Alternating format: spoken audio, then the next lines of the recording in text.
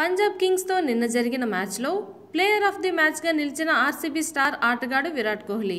ఐపీఎల్లో అత్యధిక player of the match అవార్డులు గెలుచుకున్న భారత ఆటగాళ్ల జాబితాలో రెండో స్థానానికి ఎగబాకాడు.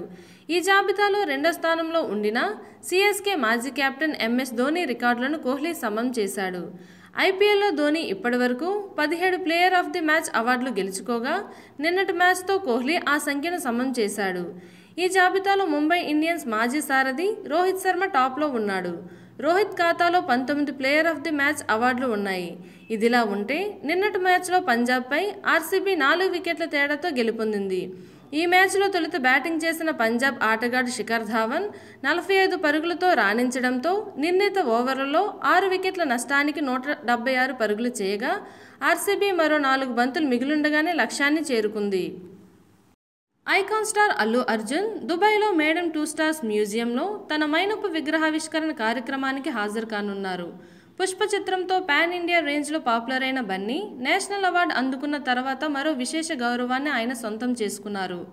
ఎంతో ప్రతిష్టాత్మకంగా భావించే మేడమ్ 2 స్టార్స్ మ్యూజియంలో మన అల్లు అర్జున్ మైనపు విగ్రహాన్ని ఏర్పాటు చేయడం ఎంతో గర్వకారణమని చెప్పవచ్చు.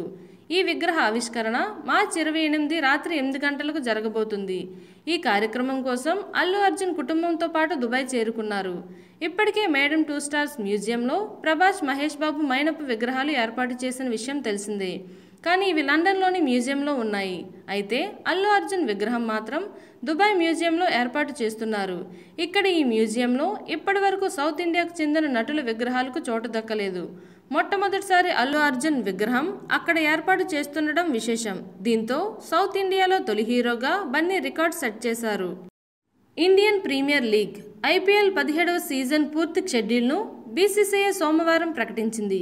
మే 26న ఐపీఎల్ ఫైనల్ మ్యాచ్కు చెన్నై ఆతిథ్యం ఇస్తుందని బీసీసీఐ కార్యదర్శి జైషా తెలిపారు. 2012 తర్వాత చెన్నైలో మళ్లీ ఐపీఎల్ టైటిల్ పోరు జరగనుండడం విశేషం.